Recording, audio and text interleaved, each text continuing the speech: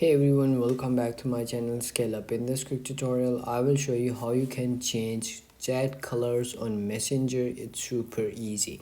Let's get started. Open up your Messenger app and logged into your account, and once you're logged into your account, go to your friends chat, and once you comes in your chat, like you want to go to their chats, you have to simply click on the nameplate on the top, and then you will see customization. In this you will see themes. Click on that and you will comes in themes. You have to do is scroll all the way up, and once you are at the bottom, and you will see these are the colors that you can change on Messenger. So you can simply do is click on any one of these color that you want to like, or uh, add on your chat, or like background. So I want to choose this apple color.